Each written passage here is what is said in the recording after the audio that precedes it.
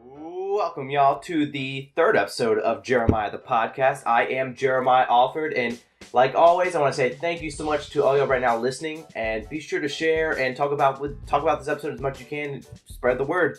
We have Matt Bergeron today. He's one of the most ambitious and busy guys I know. He is in charge of his own Barbell Spirit, which is weightlifting for cheerleaders and nutrition and movement for those who specialize in cheerleading. He has a background as being a college cheerleader. His also backgrounds are with applied exercise science, a master's in sports performance, top 10 national lifter, bunch of other stuff. He's also running a Barbell Specialty Course through CrossFit Eternal in North Carolina. So if you're in North Carolina, you're near CrossFit Eternal, you want to get better at those barbell movements, hit him up. He is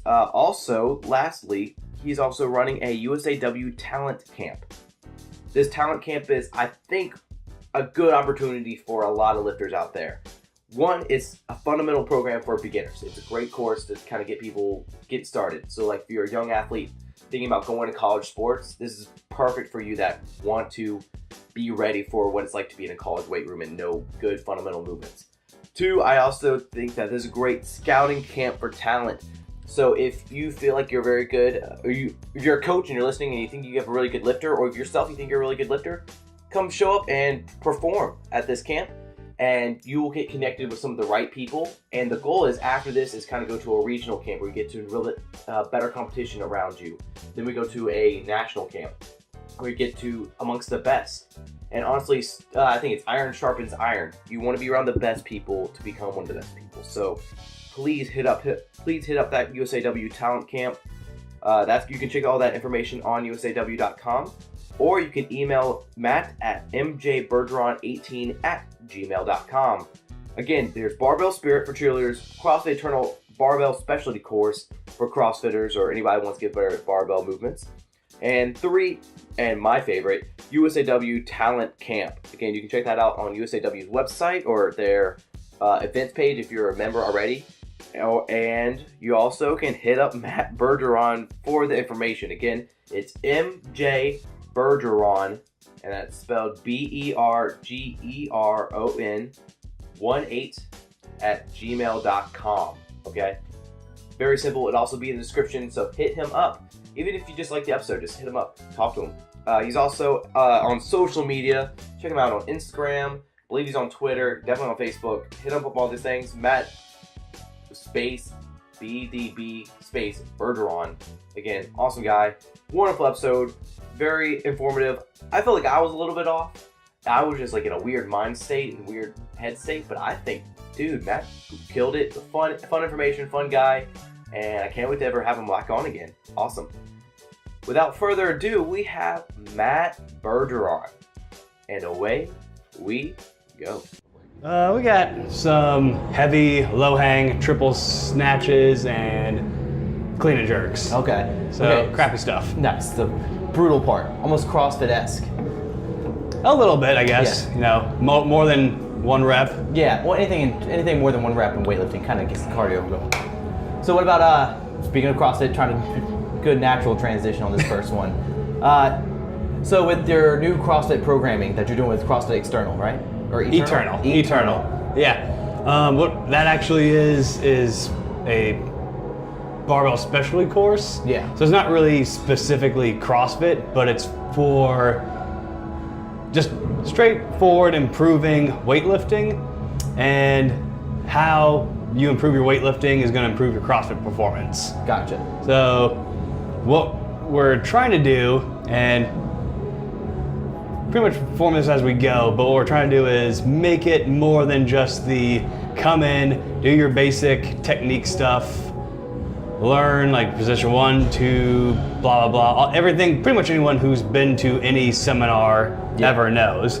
So it's going into more nuanced technique stuff for the foundation work, and then progressing into things like, all right, this is what work capacity and hypertrophy training, in my view, looks like for weightlifting. And then a strength cycle, a strength specialty course, then a peaking specialty course, and then transitioning into a barbell cycling course. So how to take everything we've learned in the past 4 and then applying it to what you're most likely going to see in CrossFit, which is higher rep, lighter weight, maybe going for some maximal rep stuff and learning how to turn over those reps faster. Gotcha. So more like bar connection. What about, what is this generally aimed for? What kind of population is this for? Is this for general beginners or advanced athletes want to go to the games or regionals? What are your thoughts? It's for anybody really. Okay. Anyone, if you're just new, the courses, the first 4 segments of the 5 courses are gonna be pretty much just pure Olympic weightlifting. Gotcha. But if you're a CrossFit enthusiast or you're a CrossFit athlete, it can be for you too, because, and it's not a mean way to say this, but I'm trying to make it not sound elitist like a lot of weightlifters do, but good preface right now, right? Be ready. Yeah. So I'll put it in another way. Gotcha. When I do strength and conditioning for traditional athletes like football, softball, volleyball, whatever it is, even a lot of sports coaches there and some strength and conditioning coaches think you have to lift in a certain way with the Olympic lifts. Like a lot of football strength and conditioning coaches don't think you should go below parallel with the thighs. Yeah, I think it should be power. Yeah, power, because a football athlete is never gonna go below parallel, which you watch some games, some guys get their ass put to they get pancaked. Yeah, they get pushed down the ground, they get folded over, or they just get shoved like their ass to the floor. They're in a seated position, they can't do anything. Their ass literally hits the grass. Yeah.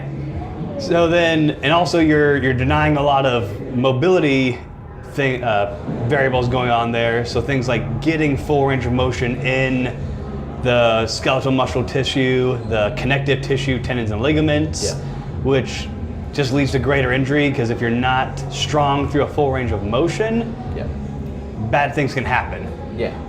So the way I put it is, every athlete, every person who's pursuing some kind of physical, competitive ritual benefits from Olympic weightlifting, and they should lift like an Olympic weightlifter, but not necessarily train like an Olympic weightlifter. That's a great way to put it, yeah.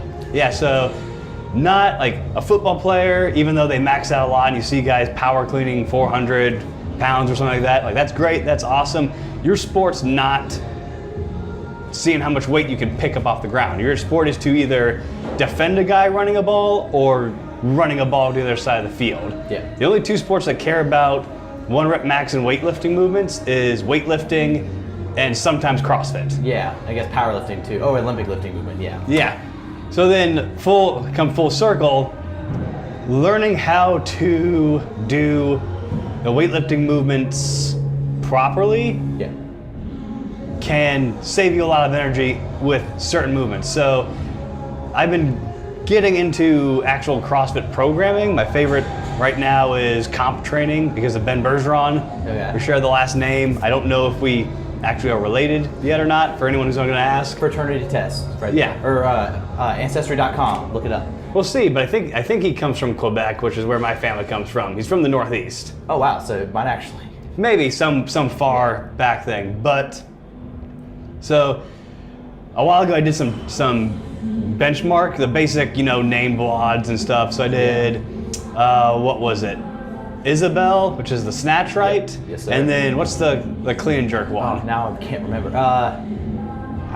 Nope, can't remember. It's 30 clean and jerks at 135, is that it? Yes. Yeah. So Grace, yeah, great. Gotcha. I did Grace one day, then Isabel another, and my Grace time was like 3 minutes roughly. Gotcha. But the weird thing is my Isabel time is like 1:58. It's like half the time. Probably because I hate clean and jerks. Yeah. But that's my first time ever doing those 2 workouts. Never done them before in my life. And these are old standards, but a while they said that was kind of like advanced athletes, but that was like from 2010. Yeah. So that's probably about average now for most CrossFitters. And that was when they first introduced the muscle up. Yeah. And they were like, what's that workout with 976? I think there's 975 where it's ring muscle ups and snatches. And that was like the game finisher, I think, of 2010, where they were blown away with the level of difficulty it is. And now it's standard to have a muscle up and open. Yeah. Both ring and bar, like it's nothing. So. Yeah, but the long story short is, if you know how to efficiently snatch or clean a barbell, Yeah. it doesn't matter if you're doing it once or 100 times. If you know how to keep that pattern of movement up, you're going to save energy. So it may not be the fastest as just taking the bar from overhead and just going touch, go, using your back and all that with the snatch, but you're gonna save your back, you're going to conserve energy, and you're gonna be less fried for the next workout that comes along the way. Yeah, it's longevity. You want to stay healthy as long as possible, because if you're spending time recovering, you're not spending time getting better. Yeah. Or like healing, maybe not recovering, but healing. It's a whole different story. No, recovering's good, just Yeah, you need because that. like, if you're not, if you want to just see how many 30 snatches you can do with nothing else in the way before or after, like go for it. Do whatever gets that bar up and down fast. But if that's the start of your workout and you've got rows or deadlifts or something else that's going to hit your back harder, you might want to save that. If you're a regional or games athlete, depending on your other strategies and other strengths and weaknesses, you might want to save your back. Yeah, oh yeah. It's the first thing that I feel like I don't know, our culture growing up, I think we were very back dominant lifters. Like you grew up where, in America it's common to have a very much bigger deadlift than a squat. But from what I can tell, like from Russian programming and some other overseas, their squat beats their deadlift every time. Yeah, usually I don't really look at a lot of other systems. Yeah.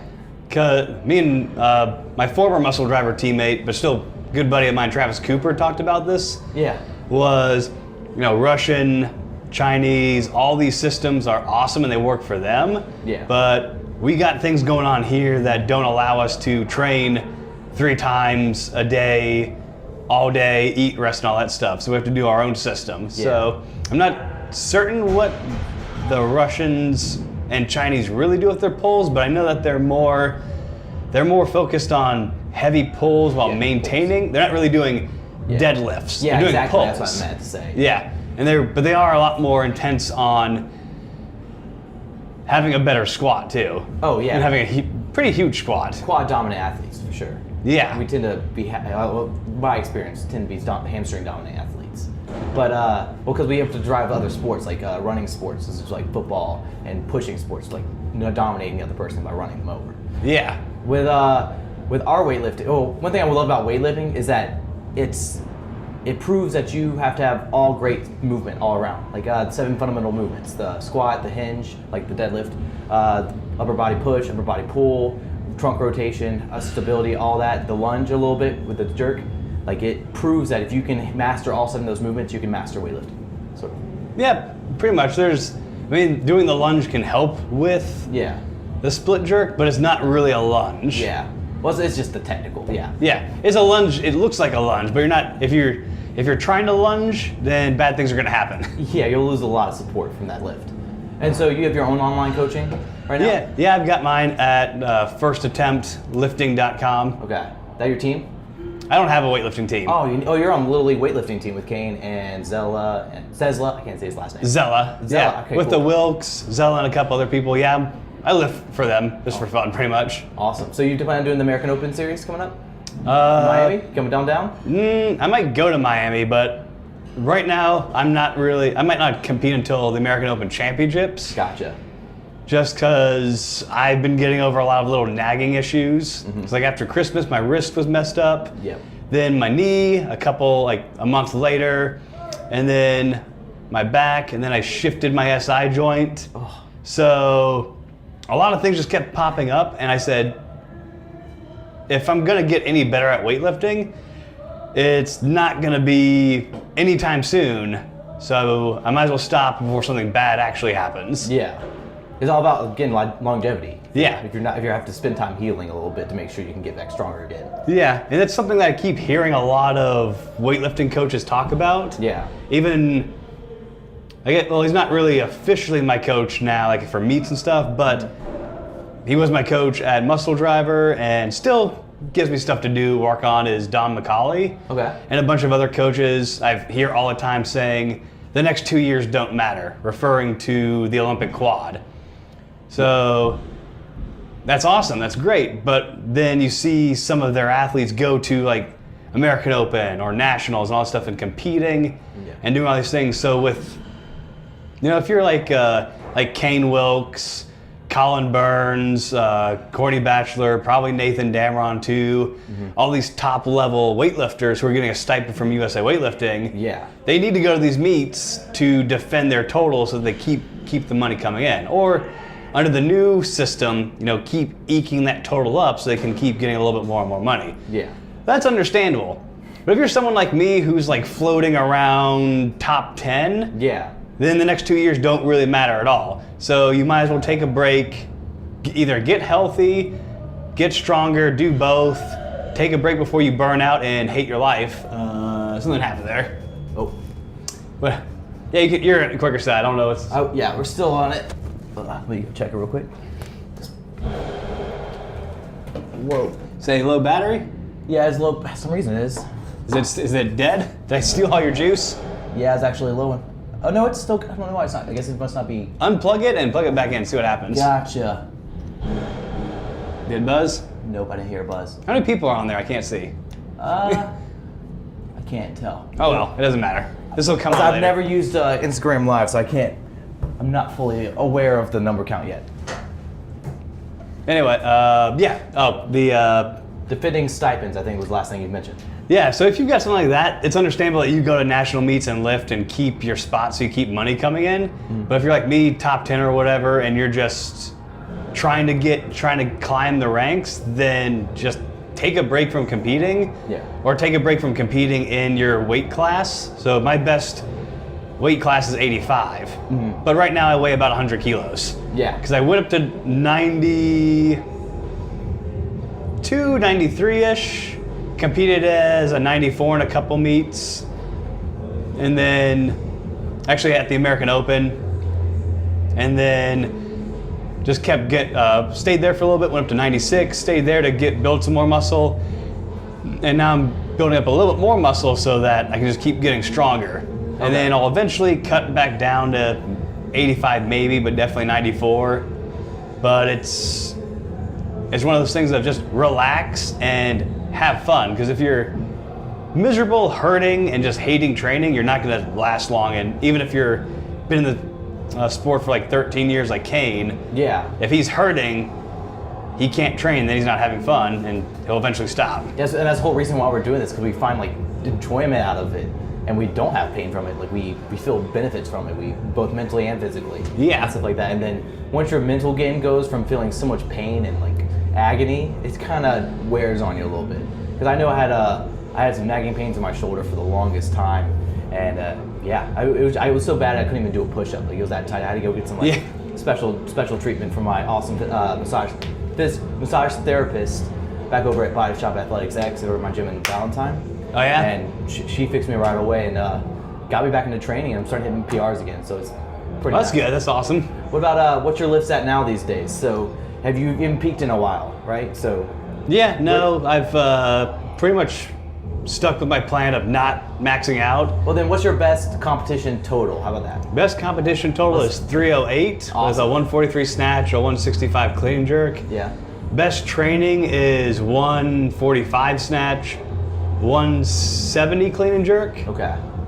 And yeah, I don't like to max out in training a lot.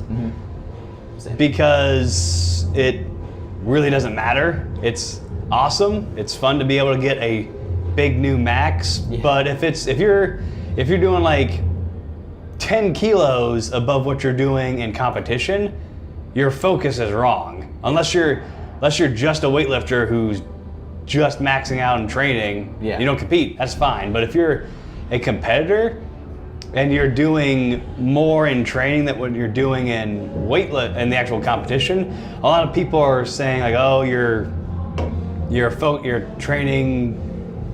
There's a lot of different ways they put it. They're like, oh, you're more concerned about what the internet thinks, or you're just trying to get customers, or you just like the big lifts. Yeah, Instagram lifters. Yeah, for me, it's more of a issue of your focus is in the wrong place. If your focus is for training to compete, then your best numbers should really be when you're competing. That's how it was for Kane.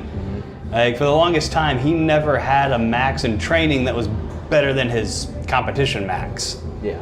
I think it's pretty much the same for athletes like CJ Cummings. Oh yeah. And maybe Matty Rogers, and it varies from athlete to athlete. But if you're like more than 10% of what your competition is, that's an issue there, because you're also not focusing on most likely getting good reps in at the upper tier of your training. Yeah. So if you're going like all day lifting and you miss, then get a max, get a PR, good for you. But you just had 1 out of 6 solid attempts. You're not learning how to lift heavy weights right, so that when you go to a competition and it's heavy lift time, you're not used to making it when it counts. Exactly. Yeah, your whole point is to make a snatch or a clean jerk within those 3 lifts that you're on stage. And so in your training should also prepare you for that. You should be training consistently of making it, not just putting weight, trying to attempt weight. It should be consistently making weight. Yeah, and that's why you see some of the most successful athletes on the platform right now that are usually gold medalists. So like CJ, Maddie, Colin. Let's see, who else? I'm trying to go through the weight classes. Sarah Robles. Yeah. A lot of these athletes are consistently the best because one, they've got numbers that are significantly higher than the rest of the field. That's an easy way to talk about it. But they got there because they worked on consistency. Yeah, exactly. So I had this whole thing because I did the quick math on your nationals. Instagram. Yeah, I saw that. Yeah, talk about that. So I did a quick little math on what the success rate of the lifts were. And overall it was 51% between all the weight classes, men and women. But the men had 47.1% success rate of making a lift. And then there was this big thread, a couple threads on my Facebook post about a couple people going, if I'm within being able to medal, I'm going to open aggressively, which is, that's fine. But there's a difference between opening aggressively and opening naively. Mm-hmm. So it's like saying if your best snatch is 157 and you open with 155, say that's your best competition snatch. 157, 155. Yeah, that's pretty aggressive. That's very aggressive. Yeah. That's borderline insane. I'm not gonna be subtle about it, because if you made that, it'd be one thing if you made 157 10 meets in a row, but if you've made it once or twice on your 3rd attempt, that's pretty heavy. Mm-hmm. So you can be all about trying to gun for that medal stand as much as you want, but it's like you're playing roulette and you're putting everything on red. Yes, you could land on red and get some money, or you could land on black and lose it all. Yeah. So, and this also comes from the mentality of people equating that if you're not on the podium, you're a loser. Oh, it's not that at all. I don't agree with that, because it's if you make at least a snatch and make a clean and jerk and you finish a total, if not go for 6 or 6. Yeah. You get your name shouted out on USAW. If you do 6 for 6 and win their emails. Yeah, you get an email that says you go 6 for 6. That's a nice consolation prize for that. But also, to quote the great philosopher Reese Bobby. Oh yeah. From Ricky Bobby, there's plenty of places after first place, and it's also if you say you're a competitor and you want to compete and you bomb out. You did not finish the meet, and you just failed at being a competitor. Yeah. It's like if it would be, I'm really bad on track and field athletes right now, but say you're a Big Ten athlete at the national championships, and you're in line to get 3rd place, and you make a risky move to try and get 1st place, and you get disqualified. Well, you just lost everything, and you had a chance at a medal by playing it safe. And you could have had maybe a higher medal if you made adjustments in your warm-ups, your runs, your starts, whatever it is. safely. Yeah. So it's either if you say you're a competitor and you do not finish a meet, then you failed at being a competitor. Yeah. Like that's like if you're like Colin Burns. Like the other side of this argument was, Colin Burns, Sarah Robles, Matty Rogers are worlds ahead of everybody on the stage, so they can relax and go open within their reasonable skill level and go 6 for 6 and win, which is true, but they didn't get there by just like going balls to the walls right off the bat. Like I followed CJ ever since we were at Muscle Driver, and he was like 12 or 13, and he was like 30 pounds and clean and jerk 90 kilos. Yeah, I saw those videos, the old school. I saw that, and followed Matty Rogers, since she was basically a cheerleader, because I was a cheerleader. Yeah. And when you see a girl doing solo stunts, partner stunts, by herself with no support, that's pretty awesome. And you tend to follow those kind of people on social media. It's like, that's a freak of nature. Let's follow this person. So her, CJ, Colin, other really technically well-founded lifters or strong lifters, or both. Like CJ didn't become CJ because he was born with the ability to clean and jerk 400 pounds as a 69 lifter. His coach has 1 kilo rule of, you go to a competition, you open within what you can, and you try to finish with at least 1 more kilo on each lift. Yep. When you do 5 or 6 meets a year, maybe 3 or 4, smaller end, that adds up over time. Yeah. And it builds that consistency, that confidence of maybe you open within reason on first one, you go for a 1 kilo attempt on the second one, and then you go, all right, let's go for a 5 kilo PR. Yeah. You just keep repeating that, and you're gonna be good. So that's why these athletes are both consistent and ridiculously strong. Oh yeah. Well, because anybody can be strong. Not anybody, but there's a lot of strong athletes out there at nationals. But what separates the ones that make it is their mindset, is their mental game, and they're able to control their competitiveness, control their animal side of them that just wants to throw all this around PR every time. And then you'll see that with a lot of people in their training and stuff. They're able to calm that beast a little bit and save it for when it really counts, when you're doing that last attempt for that PR right there. With cheerleading, where'd you go to school? Ball State University. Okay, balls to the wall right there. Yeah. Where's that at? Muncie, Indiana. Okay. So if you're looking at Indianapolis, it's about 45 minutes northeast. How'd you find your way up there? I lived in Oxford, Ohio, which was on the border. Okay. A border county of Indiana and Ohio. My best friend from high school got into Ball State, so he said, hey, apply for Ball State. I went, okay. And then I applied, and I got an acceptance letter the next day. And because of how the Indiana and Ohio was set, they had a border county in-state deal to kind of get traffic going over to each state, get the economy flowing. So even though I was technically in Ohio at the time, I got in-state tuition for Ball State University. Perfect. Which was cheaper than any other school, Division I school in Ohio. So I was like, I'll just go there. Yeah. Were you trying to get, were you trying to get far away from home, or were you still trying to have I can come home on the weekends if I need to, or what was your plans with coming back home? Honestly, at that point in time, they were the first school to get back to me with an acceptance letter, so I said, yeah, I'll go there, whatever. Let's do it. And plus you got scholarship at that time, so it's kind of added on the bonus. Yeah, I had 3 different scholarships, so pretty much tuition and everything was paid for. Except for the books, right? Yeah, the books are always hard to get, but I had a presidential scholarship, some kind of educational scholarship for English, and there's a third one, I forget what it was, but yeah. So you were considered a student athlete at the time, right?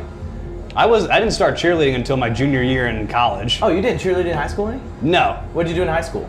I was a swimmer since about the age of 3 or 4. Okay. And then did some track and field and tennis and golf, baseball a little bit, in high school, and then pretty much took a break from all that and went into college, did generic gym rat bodybuilding stuff. Yeah. And then a buddy of mine in one of my classes was a cheerleader, And he messaged me like one day. He was like, "Hey, you should come do cheerleading tryouts." And I went, "Okay." Yeah. Showed up, and they were like, "Take this girl, do this, throw her in the air, catch her feet." I'm like, "Okay."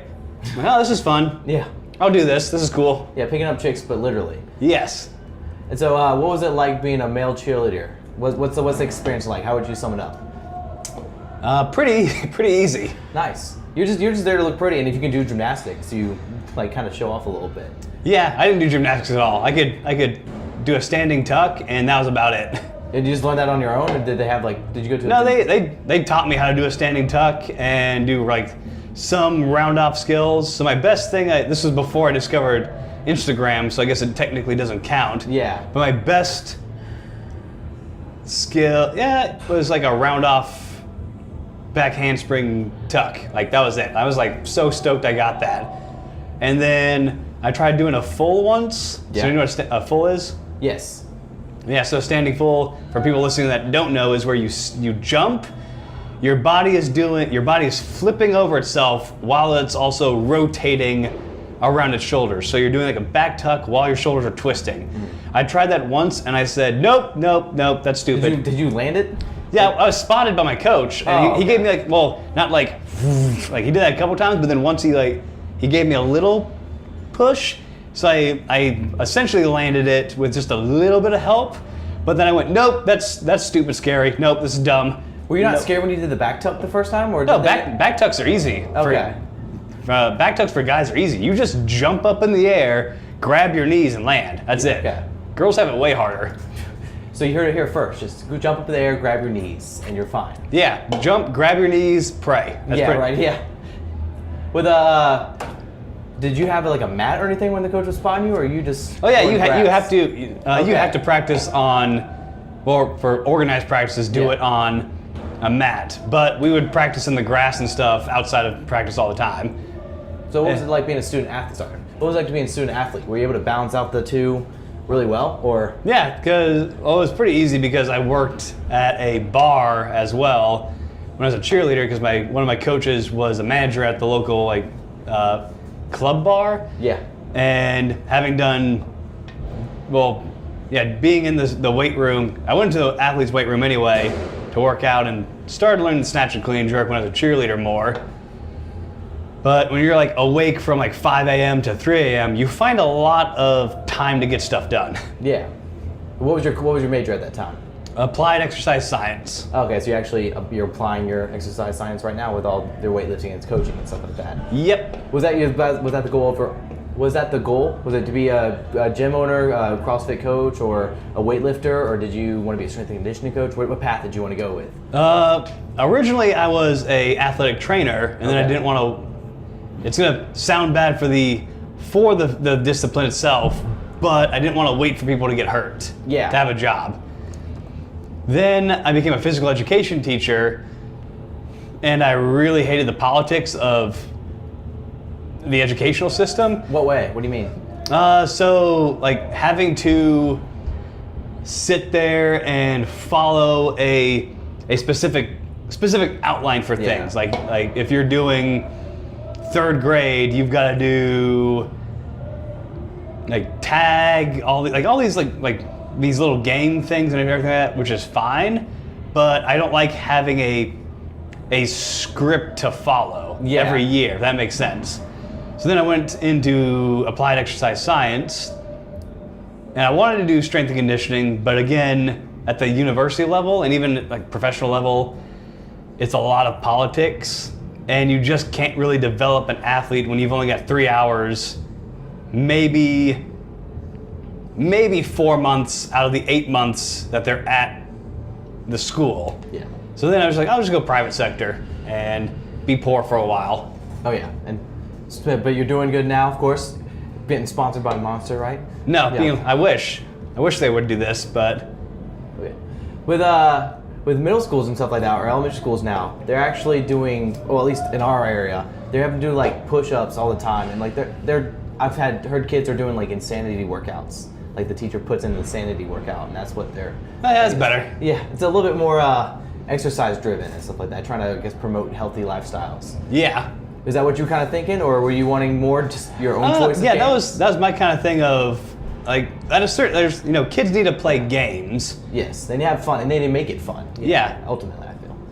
But like there's a certain point where it's not really gameplay. Yeah. Like when kids play games, like when we were in middle school, they like kicked us out and went, "There's a playground, go play." And you ran around, you played your own games, or you just climbed on shit, jumped on the slides and did everything. Yeah. Like that's play, that's games. But being like, all right, here's six cones, you've got to do this, like all that stuff, and it's controlled and it's slow, it's not getting energy out. That's not, in my view at least, an effective way for most children to get healthy. Yeah, because like it should be taught like any other lesson. Like you should teach them like a little bit at the beginning, like fundamentals, and give them an idea of it, and then show them how to do a fun game to apply those fundamentals. Like cone drills are some of the funnest things that these kids like to do, especially if they're competitive. So yeah, kids just love racing each other, and that's just human nature. We all love it. Yeah, I find that big with CrossFit. A lot of people that go to CrossFit are the ones that are super competitive, that were either like high school athletes, college athletes, or even like some sort of like small professional or minor league. You find that a lot with your athletes coming in? Yeah, they're mostly former athletes or somebody who did something at some point in their life, and just like mostly high school, and then they didn't have anything in college, and they just wanted to do something. They just wanted to get that competitive feeling again, which is great for CrossFit because there's weekend competitions everywhere, just like with weightlifting. Yeah. And the same thing with weightlifting. People want to do something competitive and have fun again. What's your thoughts on people moving from CrossFit to weightlifting? Do you feel like that's going to be that's been a common occurrence lately? It's like having CrossFitters shifting over into the weightlifting realm a little bit. Yeah, I think it's a natural progression because you can do CrossFit and be a high-level weightlifter. Mm-hmm. So some examples of that would be like Sarah Beth Phillips, Taylor Stallings, Kiana Welch. Lauren Fisher. She hasn't done weightlifting in a long time though. Yeah. I'm talking like. I think she went to Worlds though when she was still doing it for a while. Yeah, like University Worlds, I believe. Or no, she went to junior Worlds and University Worlds. Okay. But it hasn't been there for a while. I'm talking about like, not to bash on junior and youths, but once you get to senior level, fair enough, that's when a lot of the growth happens and things start to get really weird. Like excluding steroid use in other countries, just like focusing on this country of Lauren Fisher, and this could also be part of her training. I don't really know, but she could be focusing more on weightlifting, or she could just not be developing in a weightlifting savvy sort of way post junior year. But she could probably be a good weightlifter if her training program put her in there. And again, she took some time off from competitive CrossFit.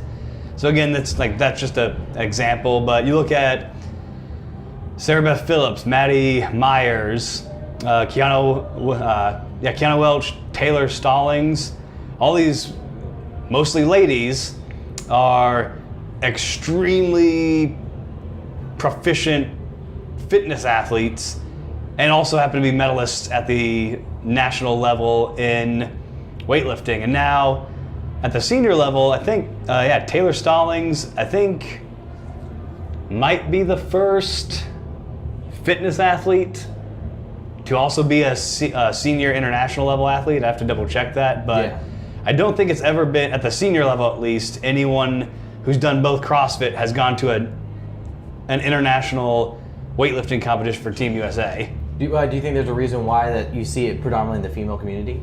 The reasons would be traditionally weightlifting has not been a women's sport. Mm-hmm. It's been a man's sport because it's heavy lifting, and women have been discouraged from doing heavy lifting. Yeah. That's becoming more accepted now, at least in these two communities. The other thing, so because of that, you have a delayed growth in women's capabilities. So there's a lot more women at this nationals, despite the totals going up, But the women, so men's went up here, women's kind of went like halfway up, like 50% increase for both, for the women compared to the men, let's say. Yeah.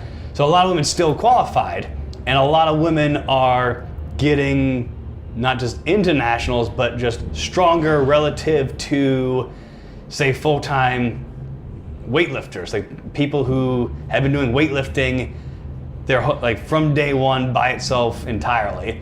And I think that's because, one, CrossFit encourages strength in females, and two, at least for like say the competitive CrossFit programs out there, it demands strength from women's. Like if you're looking at, I don't know what programs like Kiana and Taylor follow, but say like Maddie Myers, she follows she's an Invictus athlete. Okay. Yeah. And CJ is one of the better CrossFit coaches understanding with weightlifting, and he doesn't shy away from having a heavy squat, having heavy snatch, heavy clean and jerk, while also being able to maintain fitness overall. Oh, yeah, totally. So, and that's why I'm seeing like that's why there's a huge burst of female athletes who are both top level CrossFitters, grid athletes, whatever you want to call them, fitness athletes, and weightlifters, because the sport is demanding that they be strong. Yeah. Oh, and I don't know about you, but guys come in with that little. I love coaching women athletes, like female athletes, go young and old, like older, wiser. I don't know the right word we use for that one, but yeah, they come with a little bit less ideas of what they should be lifting, and mostly focus on technique and making sure they're safe. And which a lot of those guys probably could take note of a little bit sometimes. I think it's again an ego thing, because if you look at the numbers again on my Instagram post or Facebook or Reddit, wherever it is, you'll see that overall women had higher success rate than the men, which now you can see weight class to weight class, because now there's equal weight classes for men and women. And I think that's one is because women tend to be less egotistical. Mm-hmm. There's less chest beating. I don't know. There's less of that stereotypical like alpha image of just like I'm the big dog. This is what I'm going to do, or somebody down the line is trying to come up and usurp the king, and I'm there. Women, from like a historical standpoint, I'm a fan of like hardcore history and history in general. Good. Yeah. Women, because of their historically weaker position in society, have to be a little bit more clever and cunning. Oh yeah. And I think that has carried over into weightlifting, because even though there's women that are exploding with strength, they tend to be smarter with their attempts and with their openers, and do a little bit more strategy rather than just trying to be like, I'm just gonna try and win it right off the bat. I think that's just ingrained, not in their genes, but just like ingrained in how they've been raised. Is not only a lot of things that they're coming over, like they're trying to overcome, but I think the historical, it's like the culture right now. Yeah, the culture of being a woman is you have to be a little bit more clever to succeed. Yeah. And so like they've just adapted and doing fantastic jobs, because you'll see I feel like the women, especially in American weightlifting, they're crushing a lot of American records in the past, because they've worked on the technique. They're now feeling confident in getting stronger and still being accepted for being stronger. Like, it's not a bad thing to be strong. Yeah. And you look, and like, image doesn't determine beauty. It's like who you are and stuff like that. So the idea of image has gone out the window a little bit with the weightlifting community. Like, we want to see what you can perform and who you are as a person and stuff like that. So those American numbers are going down left and right. American records are falling everywhere. Oh yeah. And what about you mentioned history? What's your favorite time period? That's a tough one. Yeah. I'd probably say around the Middle Ages, because it's such a weird time in history. Like during the whole what's it called, the lords and kingdoms and all that. Yeah, sort of the feudal era. Like, so Middle Ages period during in Europe was so interesting because the rest of the world was on vastly different levels of technology. Like, we don't really know a lot of what happened in the Americas at the time. We don't, because there's not a lot of, that was mostly oral history from the North American natives. The Central American and South Americans were a lot more oral. They had hieroglyphs, but they didn't really write a lot of stuff down that was well preserved. Yes. So that's pretty much a giant mystery. Then Middle Ages, everyone knows that, castles, plague, all that stuff. Then you go down into the Middle East, and there's like a golden era of knowledge. Like Is that the Enlightenment at that time, or is that later? Well, it depends on which Enlightenment you're talking about. Okay, So in the Middle East, I forget what the technical term is, but it was sort of it was a golden age of knowledge in like Saudi Arabia, Iraq, Iran, where like the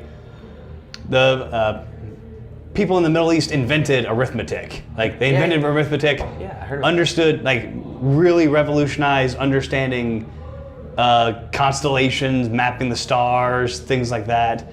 Then you go into Asia, you've got, your Mongols, your steppe people fighting over everybody, unifying China through Genghis and Kublai Khan. Then you go even further east, and you've got the feudal era of China and Japan, who have been in a feudal system for centuries. Then you float down into Africa, and then there's still the remnants of the Roman and Greeks influencing places like Egypt, down the Nile into sort of the Congo area. It's a really weird time when all that, like, when people think, oh yeah, there was like the Pope, kings, Beowulf, and then across the planet you've got people developing gunpowder and stuff. Yeah. That was a really weird time. Oh yeah, stuff like that's happening right now. Like we're over here now, we're in the age of like technology and the internet boom and all that and stuff like that. And there's still all these third world countries that probably, I'm pretty sure, still have oral history and all that. But yeah. Soon, like, kind of all this technology will probably make this world kind of small, or is making it smaller, but make its way over there eventually too. Yeah. Inevitable. With the practice of CrossFit and all that, there's been the growth of Grid League or NPGL. It's still very low key. At least I don't know. I don't hear it talked about a lot in the CrossFit scene, and I know it kind of I think it was the head media guy from CrossFit transferred over to NPGL and helped develop it. Or what's your thoughts on NPGL basically? You briefly mentioned it sort of in passing. Yeah. So when I was working at Muscle Driver, we heard about the Grid League and all that stuff coming up, which was it was interesting.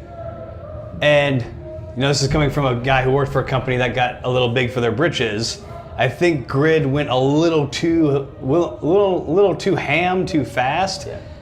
Going with Madison Square Gardens for like their opening season, which kind of drained them finances for a while. Yeah. And they're still trying to recover from that. And the other issue is, so if you want to be a successful sport and you want it to grow, it should be something that 99% of people can do.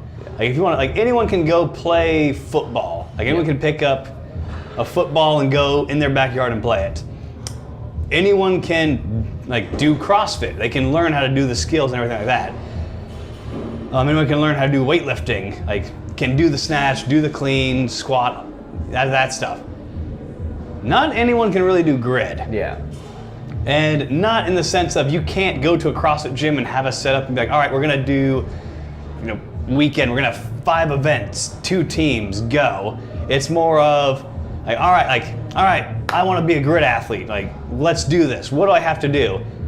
Muscle ups. All right, sweet. Then you read it and go, oh wait, I have to do a back rollover to straight, like a straight pike muscle up, back down, flip it and repeat. How would you explain Grid League for those who don't know it real quick, Cutler? Grid League is if you took CrossFit and you made it go super fast, like a 40-yard dash, and then you throw in Division I level gymnastics. Yeah, it's like CrossFit teams. Yeah. I love the idea and stuff like that, and I think there's a lot of potential there. And I'm sure I feel like after a few changes and a few growth, I feel like it has potential to develop. But again, the fan aspect, like sport isn't anything without its fans. Like it needs to have support. That's the biggest thing why weightlifting is getting so big, is because all the fans that CrossFit brought in, like it was just huge numbers back in like the 2002 through 14. Like it was huge. It was at the peak. And all those people are now transitioning over into the weightlifting community a little bit, and it's blowing us up a lot. Yeah, the other thing I would say the problem with grid is this. What I like to think of him as one of my mentors, Randy Heisler, who was the head track and field coach at Ball State University. He was also an Olympian for Seoul, Korea, for hammer and discus. He describes sports as this, because we had a lot of debates about what is sport, because when I was in the weight room, I was a strength coach, but I was a cheerleader, and people were like, it's not a real sport. I'm like, I don't care. So people argue, like we were debating what a sport is, and Randy came in, Coach Heiser came in and said, heard us talking about this, he goes, all right, this is how I define sport, is I can walk in to any event, I can watch for 5 minutes and know immediately who is winning, based on what I've seen, without a scoreboard, without any kind of technology. I can sit there from point A start here, I'm at point D, I can watch and be like, and get a rough estimate of, okay, this team's winning.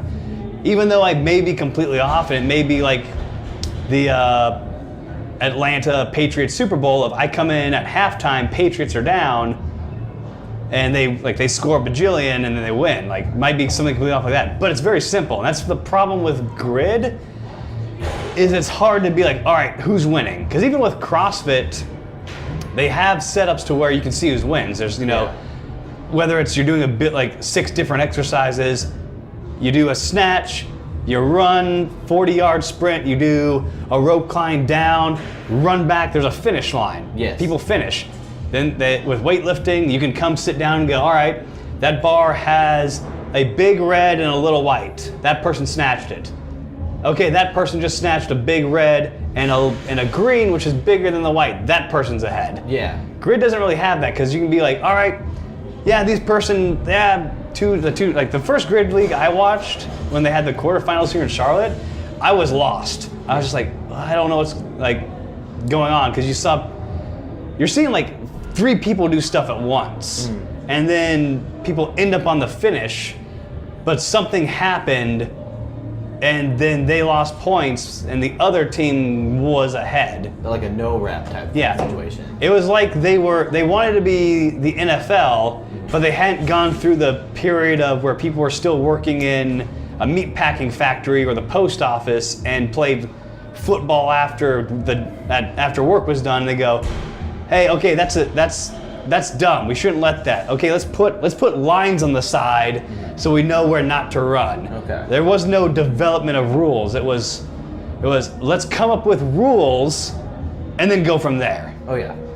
And they definitely did try to attack that perspective. I've even heard interviews with, I forget his name, I'm blank, I think it's Joe, no, I forget his name, but one of the heads guys of the NPGL talking about, that's the point of adding the grid, is to have that visual aspect of, from what your coach said before, like come in and just see and understand what's going on from the sport. But like you said, like there's just so many like small little details and technique and stuff going on that you don't really notice really who's up ahead and not, unless you have like a scoreboard in front of you. Yeah, you have to have a scoreboard. And also the biggest thing is having fans that don't participate in the sport. Like there's a lot of people that watch football that don't play football. Yeah. It's because they're able, and I think it has to do with the story. There's a lot of story like through ESPN and through social media and stuff. We know who these athletes are. Yeah. And so like whether you're a Carolina Panthers fan or not, you know about Cam Newton, and then you know that he's the guy known for dancing in the end zone and giving his football to one of the kids that's in the stands and stuff like that, even if he's getting fined. Yeah. And so we have like sort of that like relationship to him. We're like, I may not know, I don't really care about these two teams for that third person coming in. Don't really care about these two teams, but I care about like that guy and how good he is. So I guess I'll support the black and blue cat-looking team. Yeah. And so I think that's something that we definitely, weightlifting and grid or CrossFit, can add into it. Just adding a little bit more stories, getting a little bit more coverage. I think social media is helping a lot because I don't know about how your experiences are, but I see all these national competitions, see all these awesome lifters that I follow on Instagram, and it's just a cool like fan moment. Yeah, social media is nice because it lets people follow people and understand. Like they get that story going on. Like yeah, it's even called a story on Snapchat. Yeah, like it's literally sometimes literally a story. Yeah. And it's neat because sometimes it's a way for people to escape the doldrums of a 9-to-5 job. Yeah. Both in going and doing weightlifting and maybe going to a national meet, but also being like, you get home, you're tired from working your accounting job or whatever, and you open up your Instagram and you see a video of Colin Burns snatching 175, and you go, I've seen him live in person at Orlando doing that number. That's awesome. Oh yeah. Did you ever get recognized at national meets? Sometimes. Yeah. Is that weird like celebrity moment for you? Type of thing? I don't really consider myself a celebrity. I just have a guy with an iPhone and way too much time on his hands. Well, that's like that's the celebrities today. Like back in like the 50s when it was like we only had a few channels on the TV, or when you're just transitioning off the radio, there was like only a handful of celebrities, handful of stars that the household knew because that's all they saw on TV. Yeah. Now with the internet, there's YouTube stars, there's Instagram stars, there's Instagram models. Of course, everyone follows those. The podcast stars, all these small sport community stars, like gaming communities have huge followings, and they're their own little celebrities in their own little communities. Like we're getting more united, yet we're getting more separate with our communities. It's so interesting. Like there's many celebrities everywhere. Yeah, it is neat. Yeah. Where do you see weightlifting going? The sport itself. There's a lot of ways it can go. I think, and this is something I really wanted to talk about, was we're starting this thing with USA Weightlifting called the Athlete Development Camps. Exactly. Which is a grassroots movement to get weightlifting primarily into communities that don't know about weightlifting or don't do weightlifting. So traditional sports in the age groups of like 13 and under to 21 and under, but people who don't do weightlifting, who aren't in CrossFit. So traditional sports like baseball, football, whatever, getting them into weightlifting, learning how to properly lift. So a lot of people want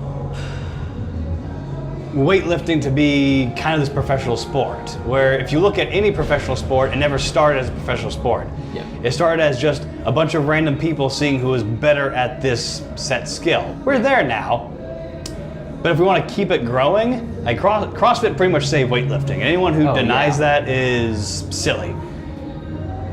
Which is great, but now there's also, we've hit a limit with how many people are getting into CrossFit and then getting into weightlifting. It's hit a slow part, so yeah, a little bit. Now we've got to reach to these other communities that can benefit from weightlifting and from CrossFit, because most of these camps are going to be held within CrossFit gyms, because that's where weightlifting gyms are. So now that's a chance to say, get kids from high schools or middle schools who don't have strength and conditioning programs for their sports and go, all right, this is the snatch and the clean jerk. You like this? Okay, you can come back and do weightlifting, and then they can do sports performance stuff during the school year. And then once the summer, it goes, okay, as long as you don't have a coach who's egotistical about it and going like, I know you're my athlete. Going, all right, you want to try CrossFit? Yeah, go do CrossFit. Go get fit in GPP before sports starts again. Yeah, next season, yeah. Yeah, so it's a great chance for both weightlifting and CrossFit to grow, and a way for weightlifting itself, like the USA Weightlifting, the organization, to grow and get a little bit more notoriety in mainstream media. And because there's like people, this last number I saw was like 10,000 affiliates. So they say there's 10,000 CrossFit affiliates. On average, there's maybe 150, 200 members. Yep. So that's what? 10,000, 200, that's 200,000? No, 2 million? 2 million. 2 million people, okay. That's a lot of people who do well, we'll say 2 million. Yeah. There's 2 million people doing CrossFit in the United States. That's awesome. Yeah. There are nearly 4 million cheerleaders alone in the United States. Yeah. And then there's also So then you look at other sports like wrestling, football, soccer, lacrosse, field hockey, swimming. All those numbers combined from little club sports to collegiates and professional sports outclass CrossFit participation in their own individual respects alone. Yes. So that's where we want to go, is we want to get those people into weightlifting and into CrossFit too. So it's a win-win situation for everybody. Those sports gets better. USA Weightlifting gets more members, more potential talent, more money. We're not going to kid around and say this is altruistic. Yeah. More money. Local clubs get more members and more money. CrossFit gyms get more members, more money. So everyone grows, develops, and benefits from this. So yeah, and it promotes a healthier society that we live in, stuff like that. Yeah, gets people moving and healthier. Yeah, which is why weightlifting and CrossFit grows, because people actually are up and doing it, and it's having residual effects within themselves and as well as the sport itself. And just to think, I know a lot of kids that go into college and stuff really not proficient in power cleans or power snatches, which we talked about, mostly strength and conditioning coaches have to do. And they have to spend a little bit of time before their camps start. They have to get those lifts down and to take time with their strength and conditioning to learn technique. And if they have the background of your camp going into their freshman year, their first season, or even if they would want to improve on the rest of their seasons in high school or in college level, this would be a perfect camp. Sounds like a perfect camp for all these athletes to get a foundation. Coaches should be sending them to y'all. Yeah. Or to a barbell club or something, or good training. And I think my thing died. Well, yeah. Whatever.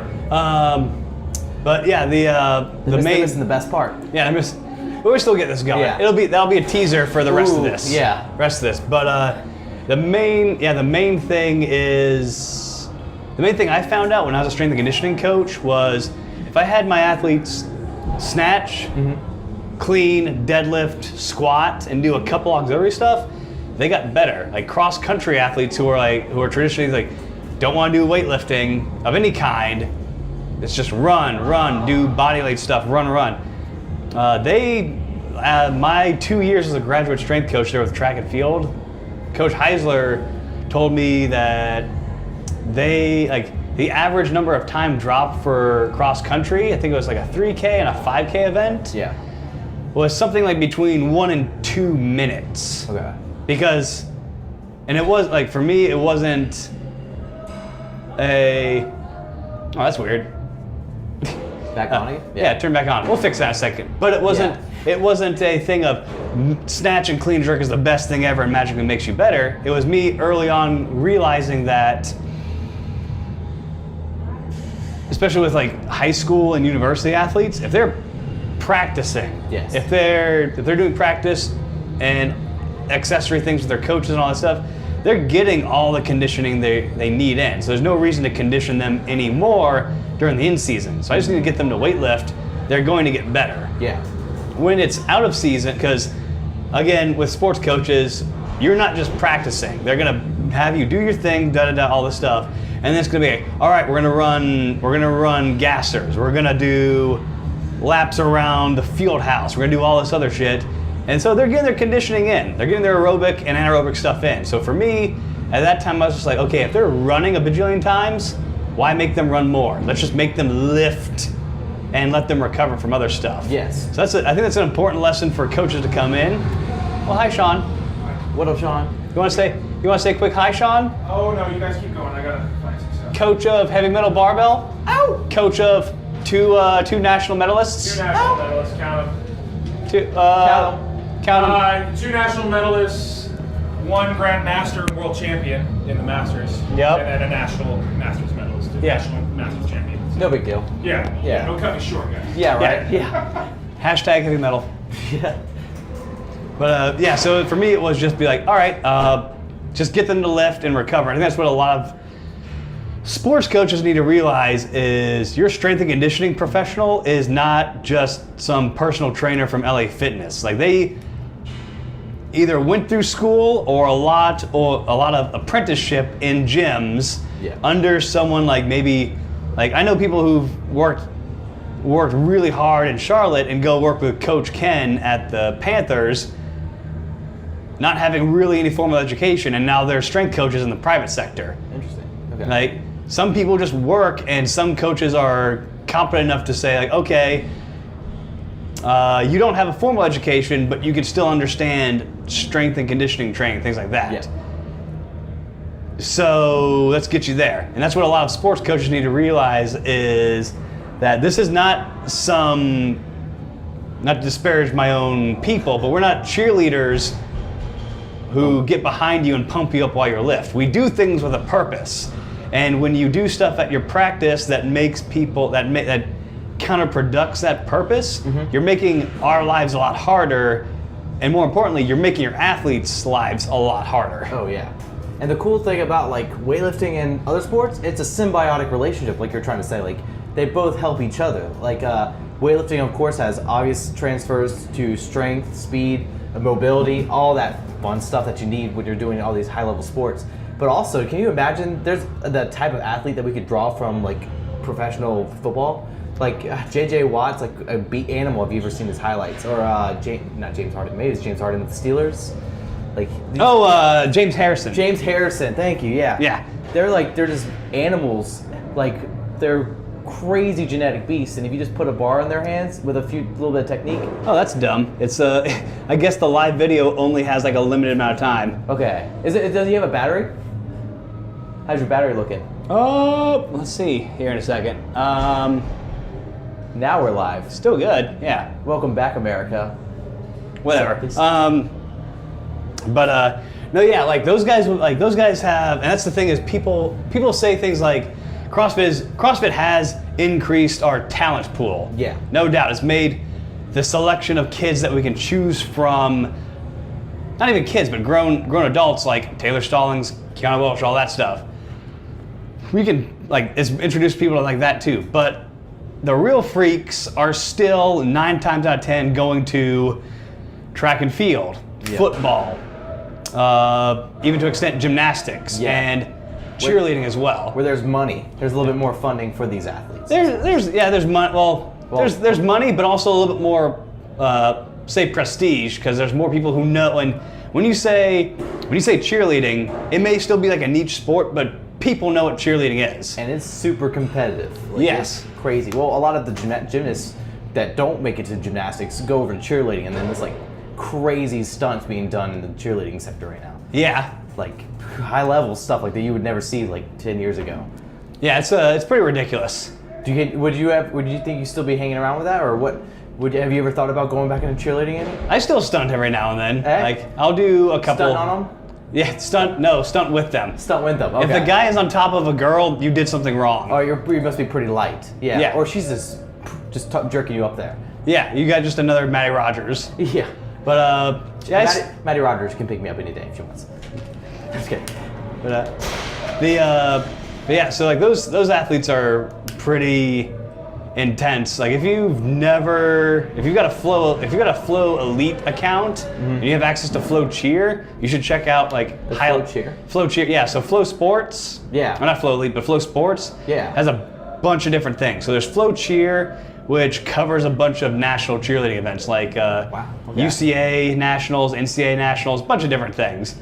So if you've never, or just go to YouTube, and if you're listening now, type in University of Kentucky 2015 Nationals. Okay.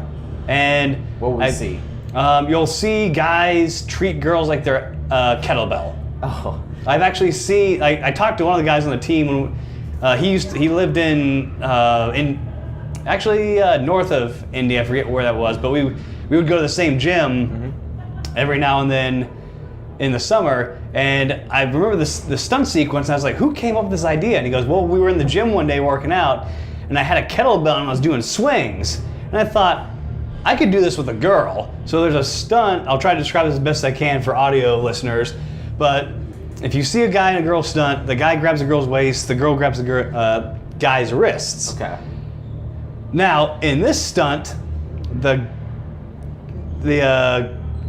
guy preps the girl, so the girl jumps up in the air, but the girl hangs onto his wrist. The guy grabs the girl's ankles, swings them through their legs like a kettlebell. The girl's balled up, Wow, okay. The guy swings her back through, like you're thinking the top swing of a kettlebell, releases the legs, the girl goes into inverted into a handstand, lets goes of his wrist, and the guy grabs the girl on, I believe it was into one hand. So the girl's going both hands overhead into like a star push-up position almost, in a handstand on a guy's hand. That's insane. Yeah, and it was because he's like, I can do this with a kettlebell. Yeah. So, and if any cheerleaders are listening right now, no offense to other sports, but cheer is actually Phil Andrews, the CEO of USA Weightlifting, his #1 pick for athletes he wants to participate in weightlifting. Really, why is that? Why does he say that? Because cheerleaders have a unique blend of physical training that no other sports have. So on a spectrum, there's various levels of, let's say, I like to break it down to 4 things. Strength, mobility, conditioning, and kinesthetic awareness. That's what I was thinking. That was the biggest one I was thinking about. So kinesthetic awareness if you rate everything on a scale of 1 to 10, every sport has a little different variable to it. Yep. Cheerleaders may not be the strongest or the most powerful athletes, but they're up there. But they also have equal or greater levels of mobility, the ability to move their body through different ranges of motion freely, as well as kinesthetic awareness. If you're again, my kettlebell girl example, you have to understand not only where you are in space, but where your partner is in space, as well as they're moving. So that makes, again, let's take Matty Rogers, for example, doing gymnastics and then cheerleading. When you're trying to do pyramids, tumbling, partner group stunt skills, where you have, say, maybe 5 different people doing individual pieces all together to make one thing happen, that makes moving a barbell overhead easy peasy. Yeah, it's like nothing involved when you have a better grip on something. Yeah. Yeah, and it's more ergonomic to the movement pattern itself. Yeah, if you look at what most cheerleaders do, toss hands, we'll say. Guy takes a girl, tosses her in the air, catches her here. What does this look like? That is a jerk position. Yeah, and rack position, yeah. Yeah, for rack position. And then there's also, say, another simple one, toss extension. Guy takes the girl, tosses her straight up to here. Yeah, snatch.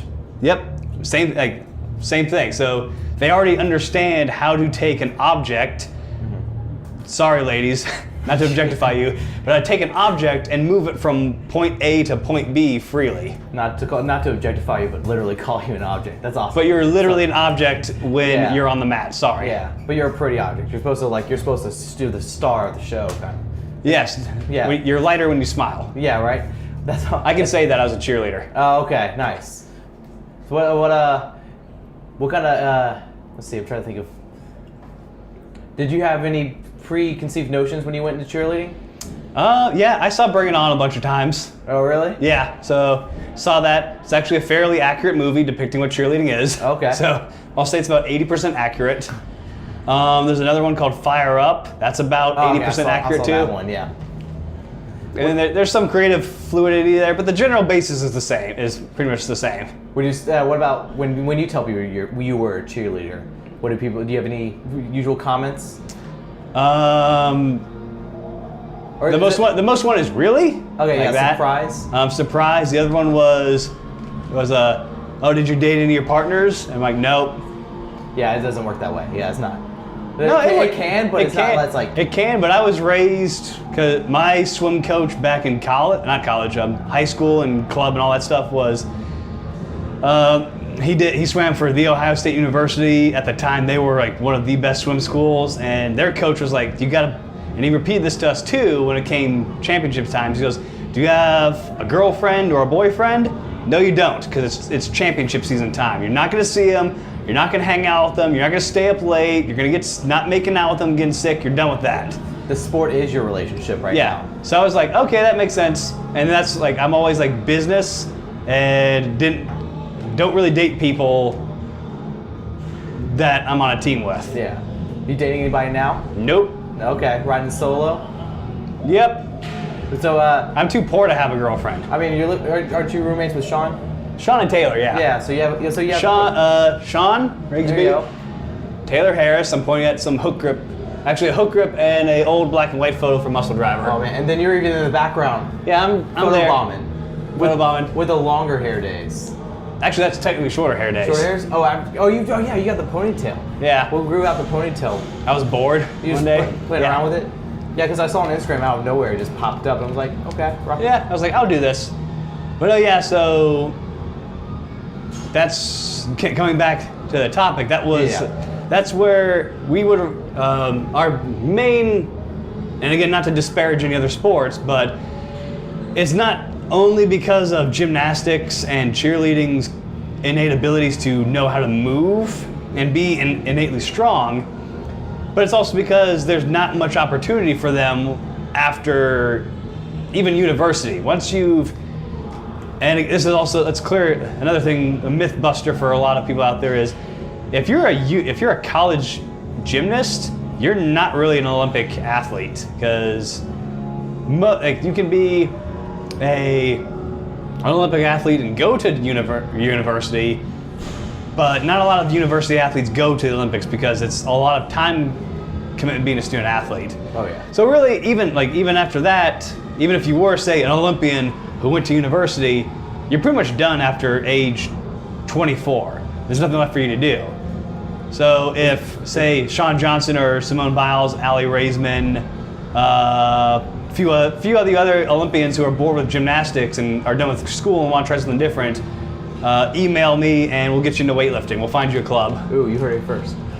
If you get like all of them on your team, you'll have a pretty dominant female team right there. I don't want a weightlifting team. That's hard work. Are you talking about a gymnastics team? No, not gymnastics. CrossFit. I'll give them to somebody else to do. Like, I'll find a good athlete. Like, I'll coach a athlete. Yeah. That's as much energy as I have right now until I get some other things going. But if you're like, I want to be on your weightlifting team, I'll go, nope, you can go to these people. They're closer to you. Well, yeah, you're doing CrossFit doing CrossFit seminars at CrossFit Eternal. Yes. Okay. Then you're doing your own weightlifting for people, your own weightlifting coaching and online personal training and all that. Yeah. Personal coaching. Then you're also doing a cheerleading clinic as well. Cheerleading help? No. So the other project I'm doing is because go back to that number. There was like, say, 4 million cheerleaders in the United States. Yes. I would say 90% of those cheerleaders don't have any structured strength and conditioning programming. Okay. So my idea is to give them a centralized resource to go to for all these things. Also go to like their university programs is really where I'm going to start at. Help them understand what weightlifting can do for them to improve their, first and foremost, safety, but also performance. That's my next big project I'm doing right now. And yeah, with the USA Weightlifting athletic development camps, that's just taking a lot of times getting gyms to know what it's about, helping them find people to bring into their sport, giving them that's a lot of time on its own to help that program succeed. Well, if they want to do the camp, the USAW camp, what can they do to reach out to you or find a way to get into that camp? You can email me at mjbergeron18@gmail.com. Okay, cool. And I'll make sure to add that in the description and repeat it at the beginning of the show. Okay. So yeah, we'll make sure that gets out there because I'm excited to hear about this program because I really want to see the sport of weightlifting grow as like a whole. Like, it'd be fantastic. And it's funny that you mentioned Phil Andrews talked about gymnasts being the best for the sport. Greg Glassman, the founder of CrossFit, was a gymnast himself. Yeah. And so like all the kind of like the big guys in these two big fitness barbell sports right here, well, barbell and fitness sport, you have gymnastic, kinesiology backgrounds. Like, this is a big thing. It plays a huge part. Do you recommend, if you had kids, or if you recommend kids go through gymnastics or go through weightlifting first? If I had kids, I'd put them in a lot of different sports. Oh, okay. What do you mean? So we're finding out that a lot of elite level athletes, when people interview their background, they weren't like, Drew Brees is one. I think Drew Brees actually played, I think it was tennis, soccer, I want to say he swam a little bit too, did track and field. A lot of these elite level athletes did other sports before they got into their main sport. And that's because if specialization and specificity kills athletes early on. Okay. Mostly because they're gonna burn out on it. and then you get to a certain technique level, let's say skill level. You're maybe 13 years old and you have the skill level of an Olympian or an NFL athlete. That's awesome. But then you don't have the physical capability to do it, to catch up to that skill. You might get injured, you might get burnout, or you might honestly be like we can do something like, say, Kane's other brother, Kyle, was an amazing youth and junior multinational champion. Yeah. And he stopped doing weightlifting because he was like, I won everything. I'm good. I'm awesome. I don't need to compete anymore. I won. And they move on with their lives. Oh yeah. And that's so common with kids that like I work with kids a lot. So like you see it a lot with kids who are mature faster, especially in the male sports. Like once they mature and get past that puberty stage, and they're much bigger, much stronger than some of these younger kids that haven't hit their growth spurt yet. Yeah. They get kind of tired of. They either get lazy, or they get overconfident, or they just get tired of the sport in general. Yeah. Because they're up there. And so it's usually the underdogs, the guys that haven't hit it, that work their butts off and then hit that puberty late, kind of outshine the guys a little bit, or compete more competitive with those guys if they still have that drive in them. Yeah. And then I can already hear people going, well, what about Harrison Morris or CJ Cummings? And there's always an exception in the rule, but exceptions don't abide by the rules. Yeah. So if you think right off the bat, I'm going to get my kid into weightlifting and they'll be the next CJ Cummings, you stop right there. Don't do that. Oh yeah. And the other thing is CJ's coach is also one of a kind. That's what I'm who's thinking. very smart in understanding training and being conservative with performance and not being like, all right, let's make you the next Ilya Ilin and be a senior national or senior international champion when you're like 15 years old. Yeah. He's not like that, and